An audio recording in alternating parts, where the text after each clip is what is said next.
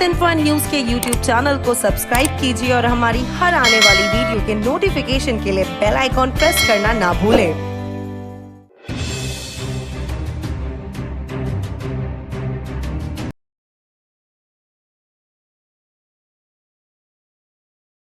मैं डॉक्टर अंकिता वैद्य हूँ, consultant infectious diseases. अभी देश भर में देखने को मिल रहा है कि कोविड के केसेस काफ़ी तेज़ी से फैल रहे हैं, साथ ही साथ लोगों को वैक्सीन भी मिल रही है।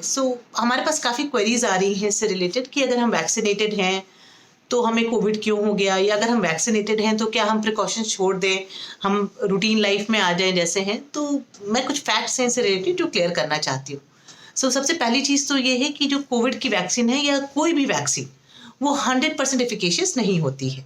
उसमें कुछ परसेंटेज होते हैं जो कि जिनको वैक्सीन लगता है बट वो प्रोटेक्टेड नहीं है। जो अभी तक कोविड वैक्सीन का हमारे पास डेटा है उसमें अराउंड 80% लोग जो होते हैं वो प्रोटेक्टेड है, और 20% उसमें भी ऐसे हैं जो वैक्सीनेटेड हैं वो प्रोटेक्टेड नहीं है। अगर आपको वैक्सीनेशन हुआ है उसके बाद भी आपको जो कोविड प्रिकॉशंस हैं जैसे कि hand hygiene, wearing a mask, social distancing, avoiding big gathering, वो कंटिन्यू रखना है अभी आपको।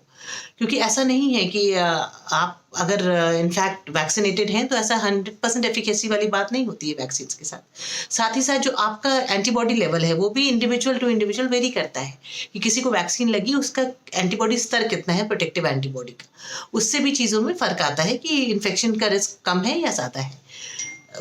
अगर वैक्सीनेटेड हैं तो you have to continue your COVID appropriate behaviour. Second part ये है कि अगर कोविड वैक्सीन लगती भी है किसी को, उसमें जो एंटीबॉडी का रिस्पॉन्स होता है, जो भी हमारे पास डेटा है उसमें ये समझ में आया है कि जो सेकेंड डोज की वैक्सीन लगती है उसके भी 2 हफ्ते के बाद ही एंटीबॉडीज़ का टाइटर बढ़ना शुरू होता है। इस चीज़ को भी ध्यान में रखते हुए अगर आप वैक्सीनेटेड हैं भी तो फर्स्ट डोज और सेकेंड डोज की भी 2 हफ्ते के बाद एंटीबॉडी टाइटर बनता है। आपको बिल्कुल भी कोविड अप्रोप्रिएट बिहेवियर नहीं छोड़ना है, मास्क पहन के ही कहीं भी बाहर निकलना है। साथ ही साथ एक चीज़ और है जो मैं बताना चाहूँगी, जो मैंने नोटिस करी है कि लोग जो है कोविड वैक्सीनेशन के बाद ऐसा सोचते हैं कि हम बिना मास्क के हम अपने रूटीन लाइफ में अभी आ जाएं। ऐसा बिल्कुल भी नहीं है। कोविड का वायरस जो है जैसे पहले खतरनाक था, आज की डेट में भी वैसा ही है। साथ ही साथ उसमें ऐसे भी देखने को मिल रहे हैं कि कुछ म्यूटेशंस भी सामने आ रहे हैं, जिसको हम कहते हैं कि जो वायरस होता है वो अपने सर्वाइवल के लिए अपने जीनोम में कुछ ऐसे चेंजेस करता है जिससे कि वो जो एंटीबॉडीज़ होते हैं उनसे बच सके।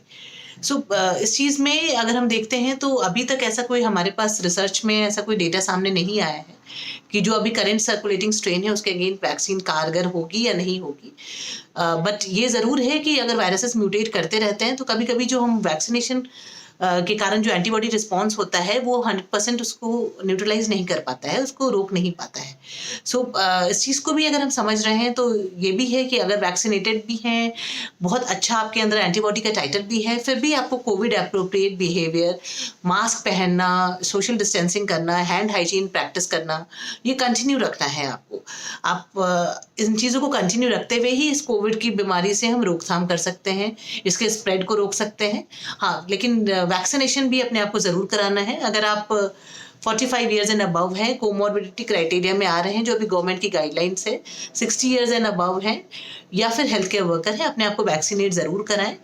लेकिन साथ ही साथ उन सावधानियों को कंटिन्यू रखें जो हमने सीखी है कोविड के दौरान कि हमें कैसे रहना है ताकि हम इस वायरस से बच सकें, जिसमें कि मास्क पहनना, हैंड हाइजीन रखना, सोशल डिस्टेंसिंग और अवॉइडिंग लार्जर क्राउड।